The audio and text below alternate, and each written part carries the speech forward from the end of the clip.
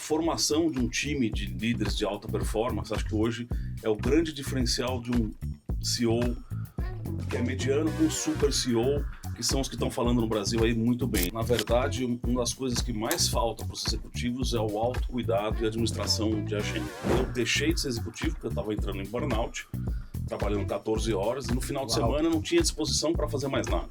Você tem que ter uma base técnica muito boa, mas principalmente uma visão sistêmica, uma frieza para lidar sob pressão e saber liderar a gente e engajar o time.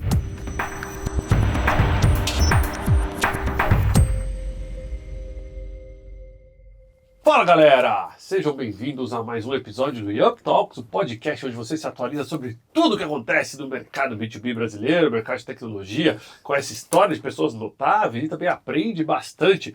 Eu sou o Thiago Alves, host aqui do Yup Talks, já nessa terceira temporada. Ao meu lado esquerdo, Douglas Torres, CEO da YupChat, e quem oferece aqui o Yup Talks, seja muito bem-vindo, Dodô. Valeu, Ti, valeu, audiência. Bora para mais um Yup Talks. Mais um episódio que eu tenho certeza que vocês vão gostar, mas Esse antes vai ser bom. De eu falar o tema e de apresentar o nosso convidado, lembrem-se, por favor, de se inscrever em nosso canal, deixar aquele like bacana. Isso ajuda muito o conteúdo do podcast. Parece que não, entendeu? Mas ajuda bastante. E também comentem de onde estão assistindo, qual a cidade, o bairro, o estado, o país, né? Tá gostando do conteúdo do Yup Talks? Comenta aí, só assim a gente consegue melhorar com base na sua participação aqui no nosso episódio. E não esquece de seguir o Yup Talks em todas as mídias, né? Estamos aí de Instagram, a YouTube, a LinkedIn, Spotify e nas novas que aparecerem a partir de amanhã, pode ter certeza que estaremos lá. Somos Omnichannels. Omnichannels. Gente, então hoje a gente vai trazer um tema diferente. A gente vai tentar discutir aqui o que diferencia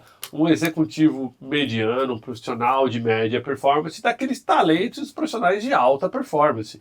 E hoje o porta-voz deste tema e nosso entrevistado é o queridíssimo Francisco José Ritondaro. Seja muito bem-vindo ao Yup Talks. Obrigado pelo convite, Thiago, Douglas. Prazer estar aqui com vocês. Eu já sigo o podcast.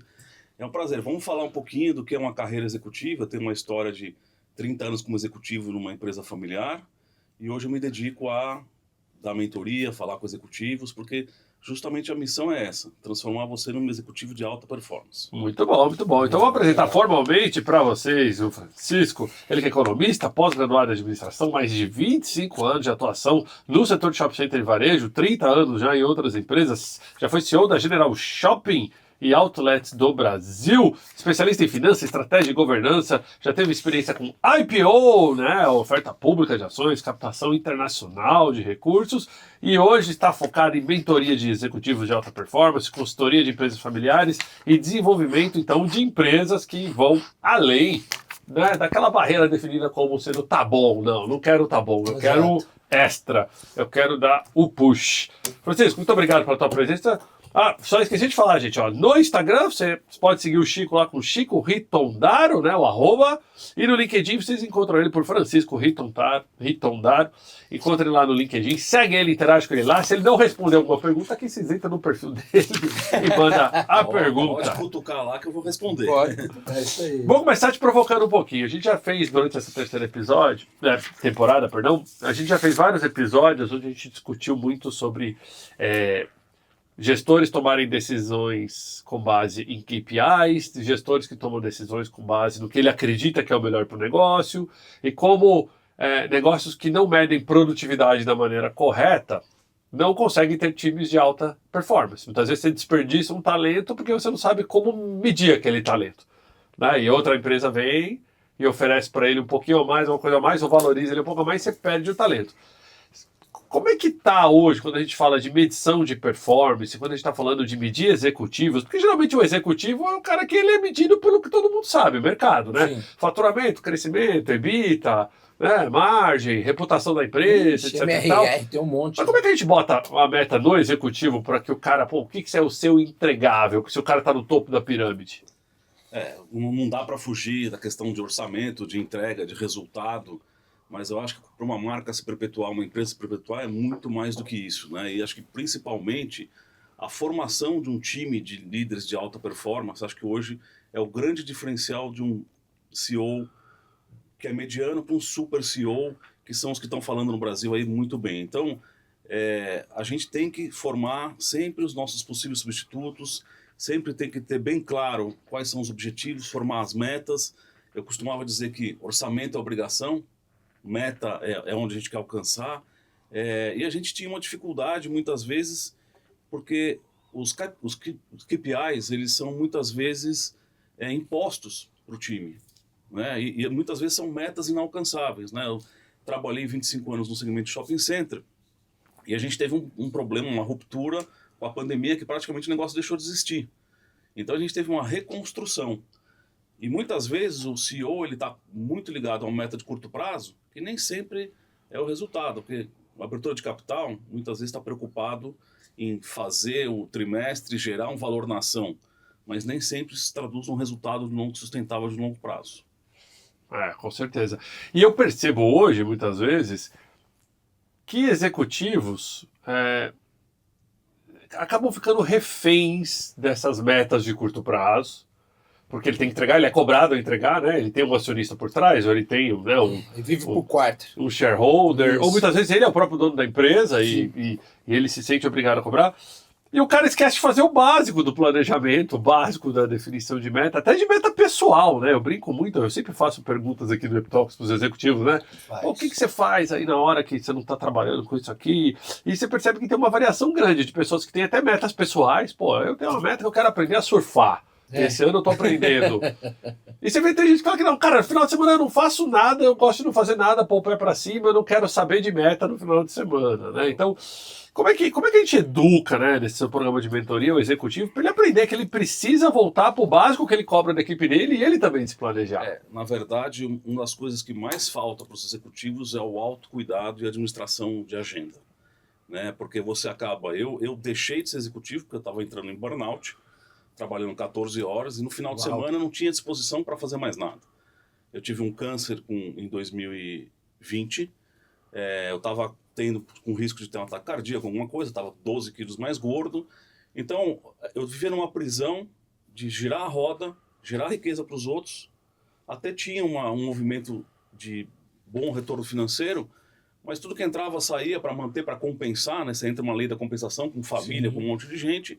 E eu vi que isso tudo era uma ilusão. Então, aos 50 anos, eu tomei uma decisão. Eu falei, eu quero ser CEO da minha vida. E o que isso significa? Você estruturar e entender o que vale a pena você sacrificar para ter um resultado que você quer alcançar. E isso você tem que fazer para si, dando um exemplo, né, como líder, e também criando essa parceria. Eu sempre criei essa parceria com os meus subordinados diretos. Eu sempre gostei de fazer planos de 2, 3, 5 anos, no sentido de entregar o resultado para a empresa, mas ter um crescimento pessoal do lado financeiro e de conhecimento. Eu falava muito assim, cara, se a nossa empresa não te der oportunidade, em 3 anos, se você vier falar para mim que você está saindo, eu vou aceitar, porque eu estou te preparando para ser melhor. Se a empresa não puder te dar oportunidade de crescimento, você tem que ir para o mercado. E a vida tem que ser assim. As pessoas têm que crescer. A gente não pode ter medo de ficar parado, de ter desafio, mas a gente só faz as coisas em equipe. E o líder é aquele que dá exemplo, que mostra o norte, que eventualmente numa situação de crise ele acalma, ele conversa com as pessoas, ele escuta, né? Hoje em dia você tem que ser um líder que escuta, faz as perguntas certas e faz as pessoas trabalharem em equipe, né? Com certeza. E não é fácil, né? Tipo, você pega no seu dia a dia, assim, muitas vezes a gente tenta fomentar cultura, você tenta ser o líder que está inspirando, ao mesmo tempo você tenta ser...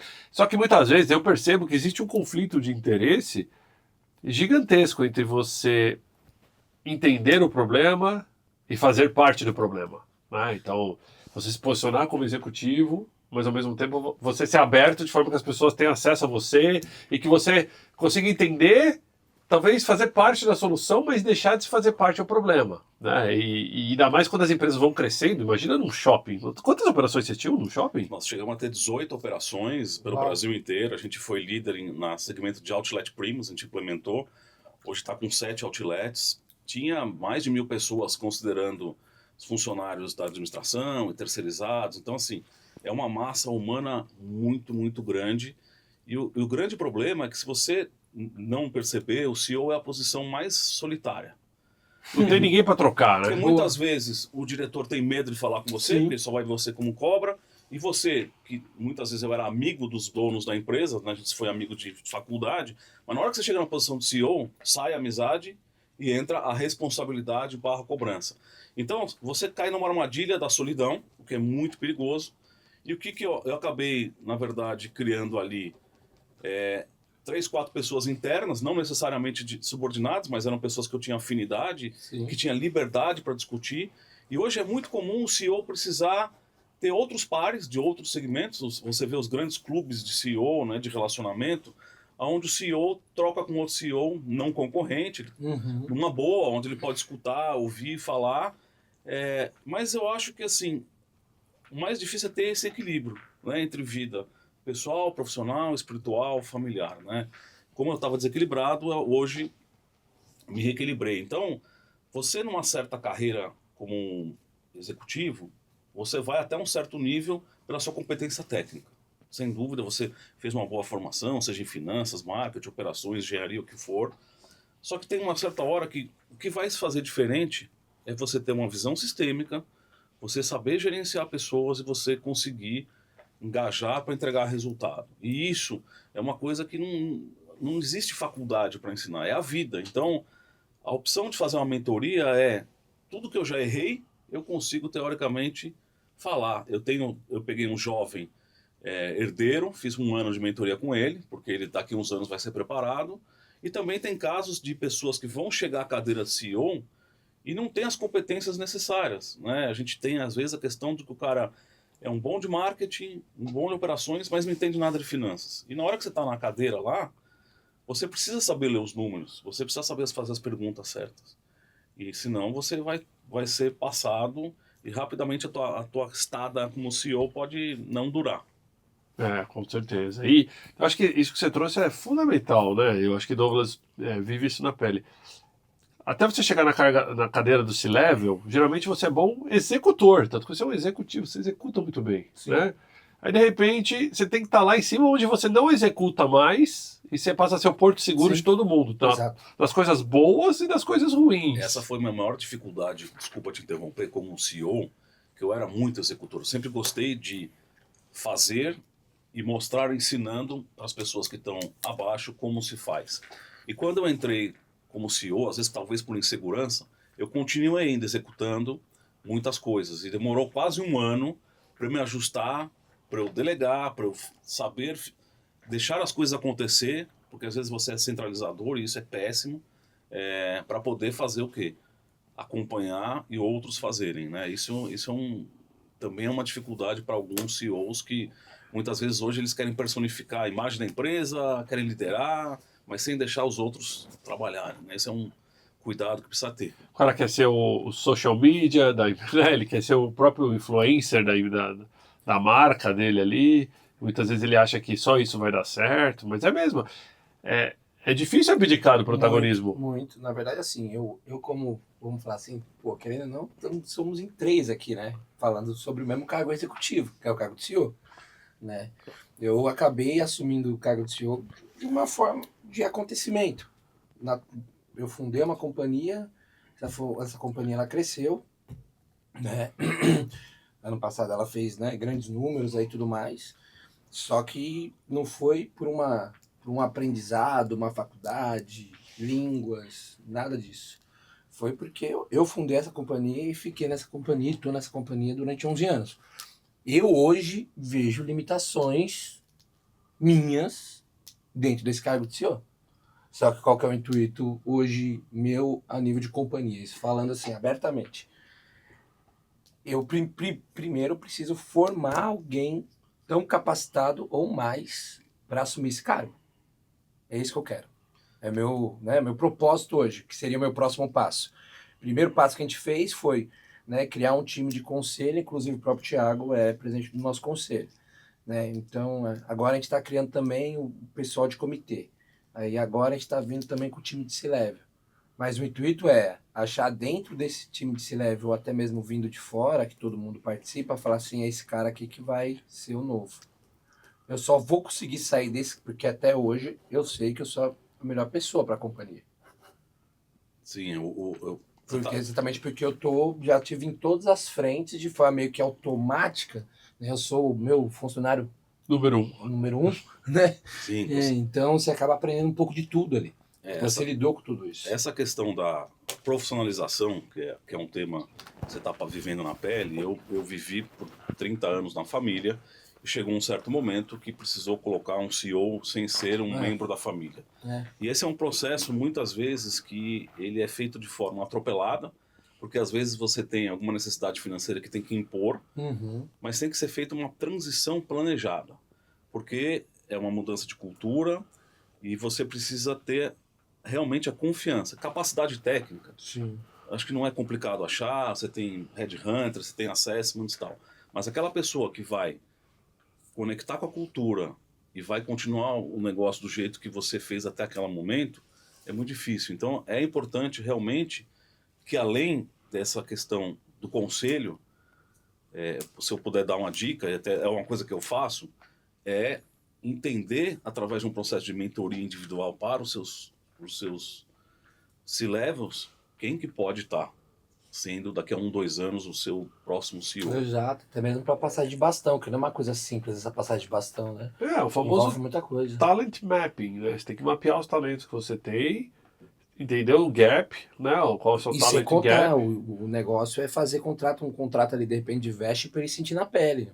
Isso, eu também... Ele tem que sentir na pele, porque se ele não sentir na pele, ele vai continuar sendo um funcionário. Você entende? E não vai pensar com a cabeça de dono. Exatamente. Eu tenho. A gente até já conversou isso aqui em alguns podcasts, assim, o cabeça de dono, ele tem vantagens e desvantagens, né? Você virar para um colaborador e falar, pense com cabeça de dono, mas você não paga salário de dono para ele, né? E ele não tem nem autonomia de dono e nem responsabilidade de dono. Então, é difícil. Por outro lado, é o que a gente quer, né? Sim. Tipo, você, imagina os donos, ele quer um executivo que pense com a cabeça do dono. Na verdade, a gente quer pessoas que não estejam lá só pelo salário, mas que estejam lá para produzir e entregar, E e propósito. que, na verdade, vão se beneficiar uma parte desse resultado. Exato. É uma cultura de meritocracia, de bonificação, que tanto no momento ruim quanto no momento bom tem que estar junto. Mas isso não é tão simples. Às vezes, em empresas familiares, você tem uma questão de que, quando sai a família, entra o executivo. Tá tudo bem, chega um certo momento que algumas famílias, e não são poucas, acham que o executivo está ganhando muito. Mesmo na forma de bônus. E aí, dependendo da quantidade da família, isso pode vir a ser um problema. Um problema porque não combinou direito a regra do jogo e, de repente, isso pode desestimular e pode, às vezes, dar um passo para trás, né? E aí eu queria explorar um ponto que eu acho muito interessante, assim.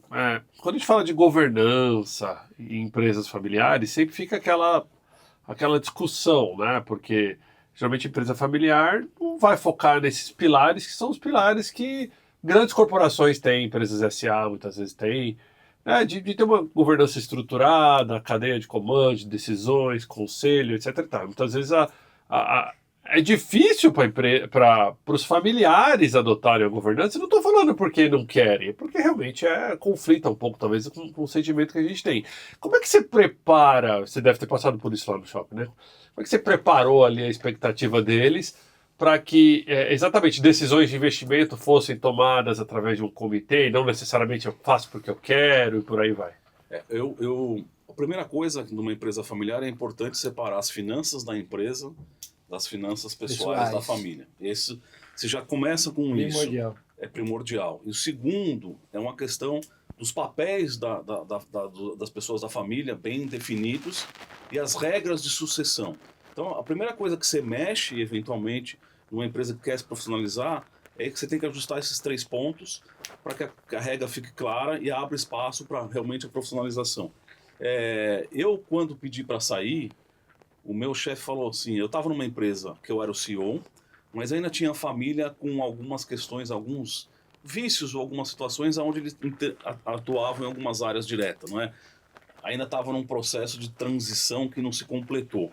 E isso é muito comum, porque quem está assumindo uma cadeira de uma empresa que está se profissionalizando vai ter que saber que muitas vezes o dono da empresa que foi para o conselho ou para alguma outra posição e o diretor que existia, eles tinham 30 anos, 20 anos de história. Como é que se corta a comunicação?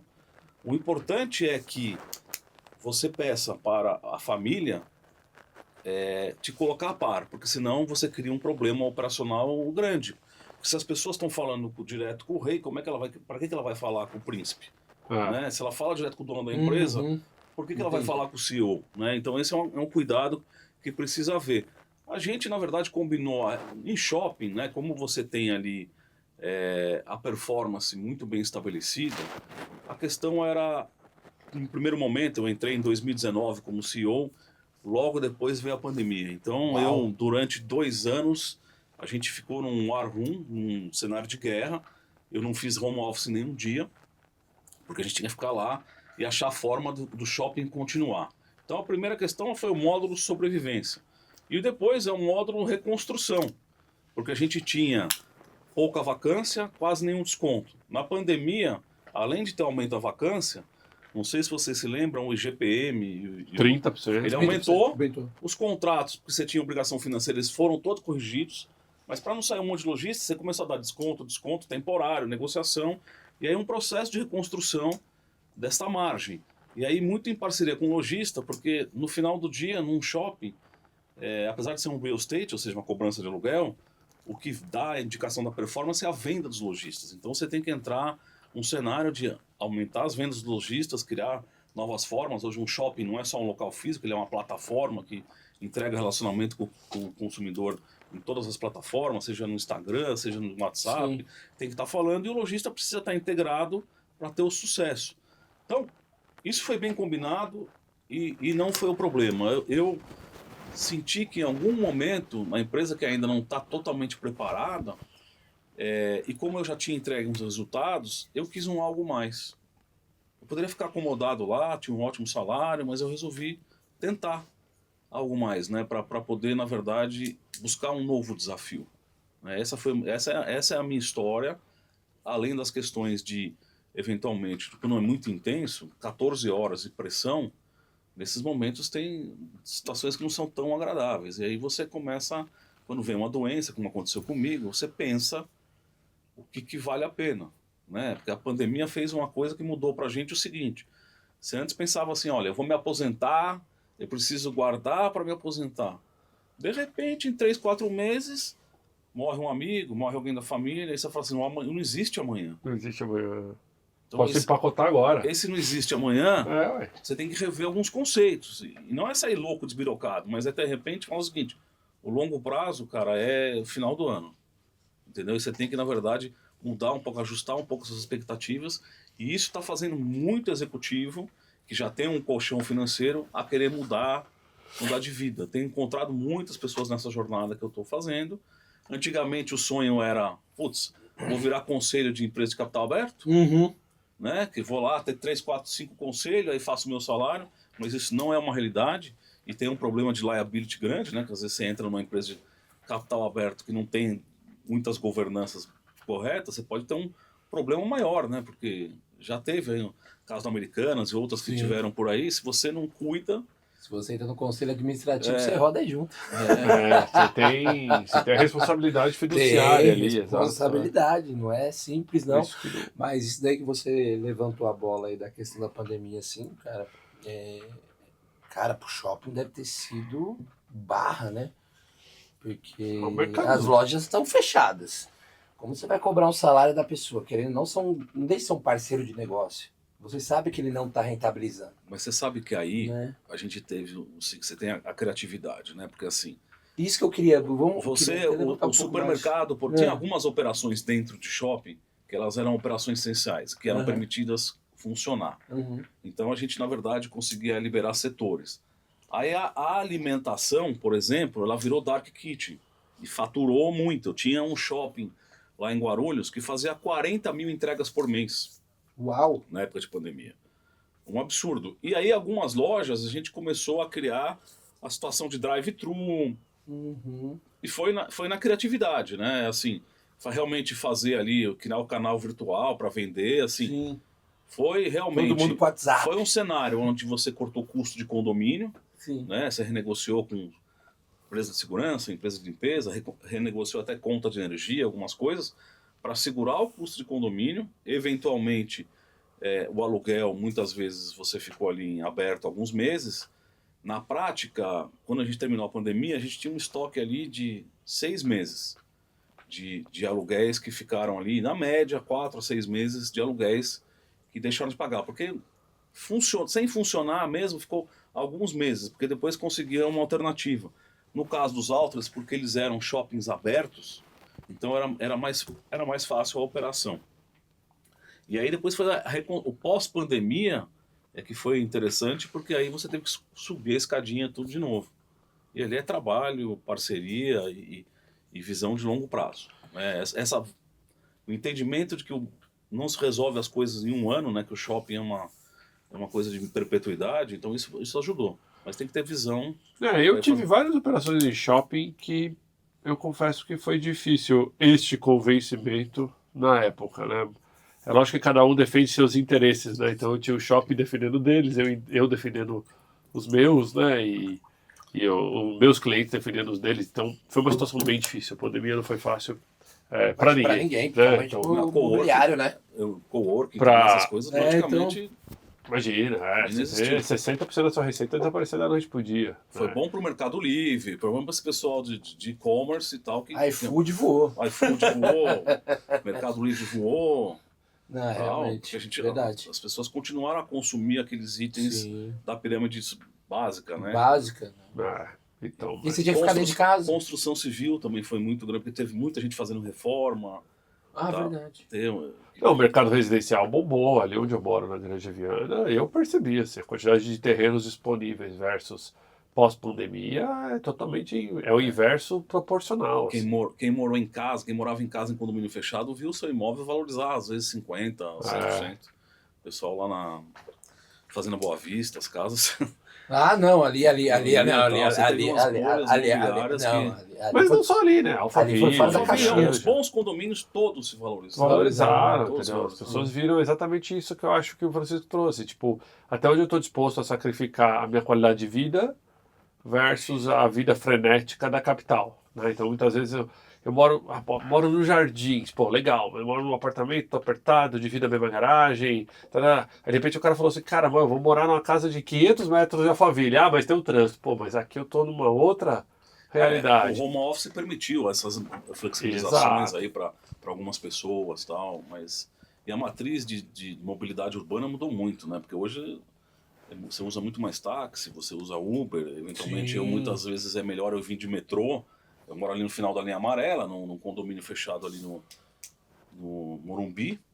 Então, para vir para algumas regiões, metrô é o melhor É o caminho. melhor caminho, E né? é melhor e até mais seguro, porque às vezes você está no seu carro, você não sabe o que vai acontecer. Agora no metrô você é mais um. Se você não ficar moscando lá com celular, nada, você passa desapercebido. Não, eu mesmo, pô, eu moro no litoral, né? Aí eu venho de carro, né? Venho de carro com a minha esposa. O que eu tô fazendo exatamente agora? Tô no hotel próximo daqui e a gente só tá deslocando só com o Uber, pra cima e pra baixo. Ontem mesmo a gente foi no shopping, foi de Uber.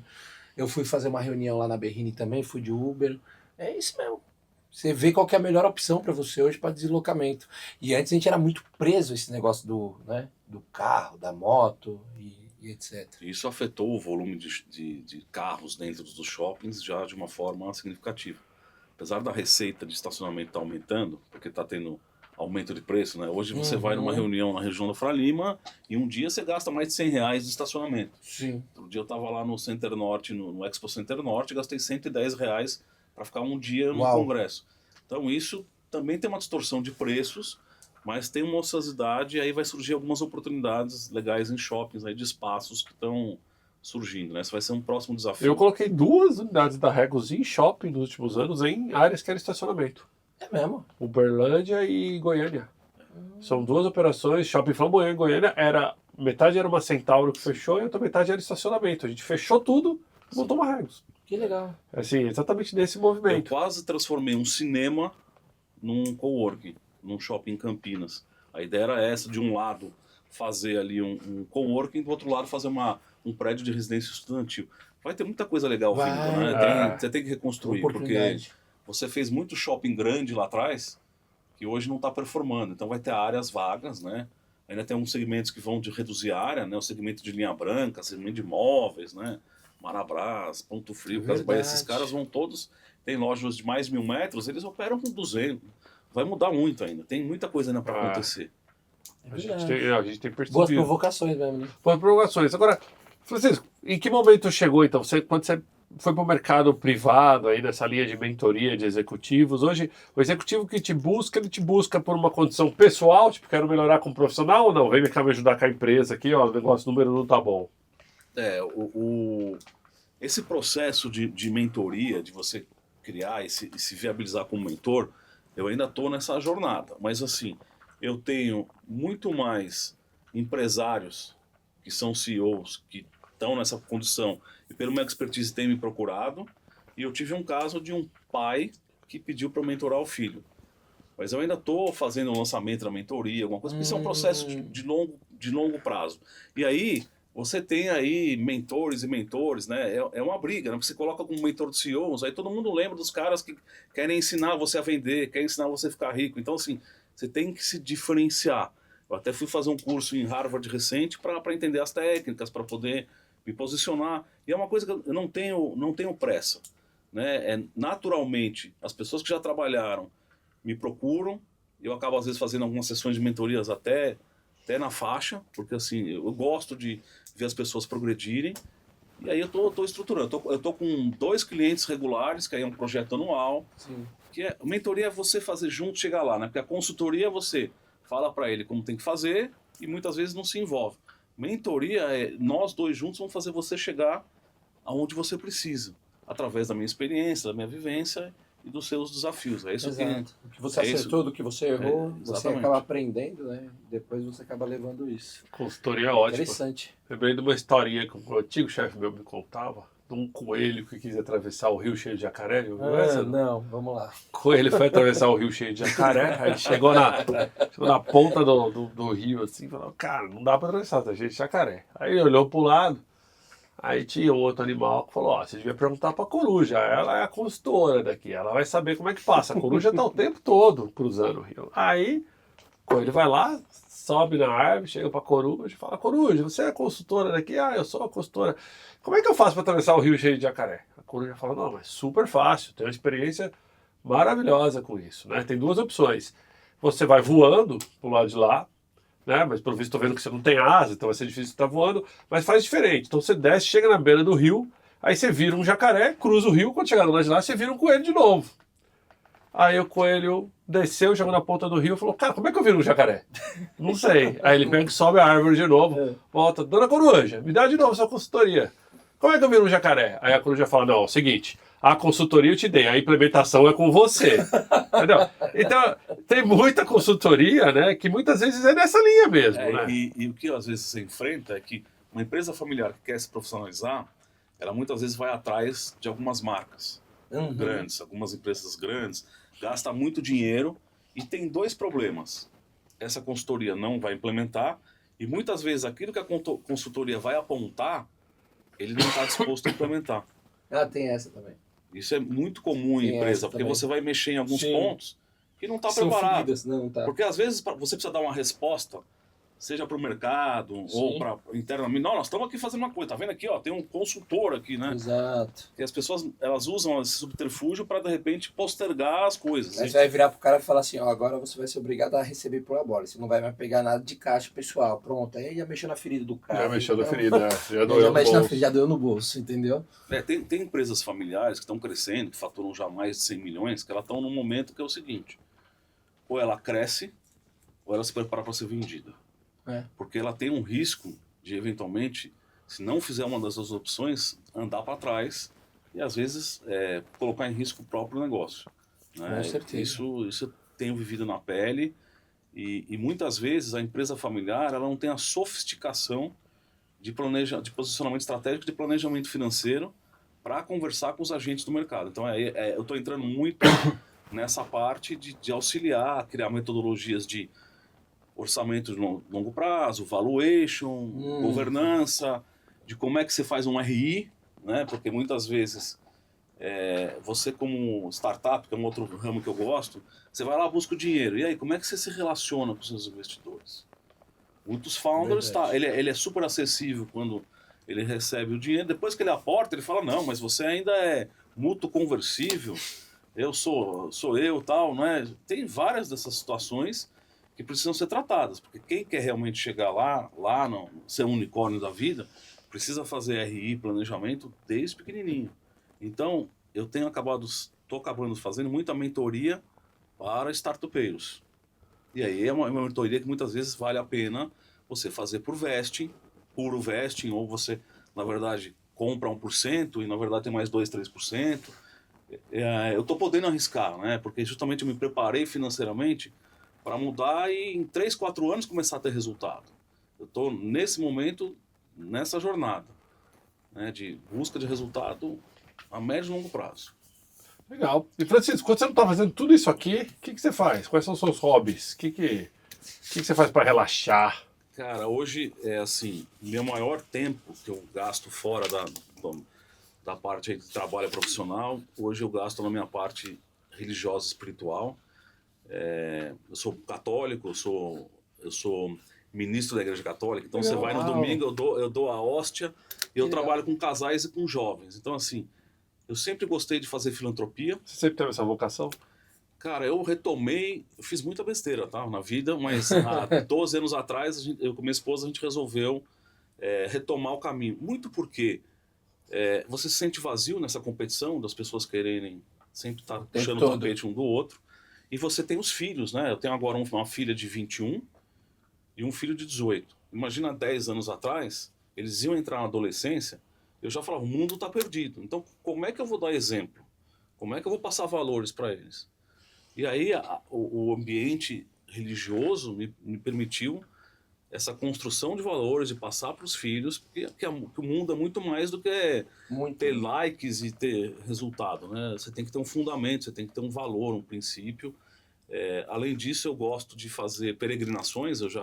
Esse ano eu fiz uma peregrinação para o Caminho da Fé, foram 320 quilômetros andando a pé, de Águas da Prata até Aparecida do Norte. Eu fiz ano passado. Esse ano eu acabei não indo. Ano passado eu fiz de bicicleta.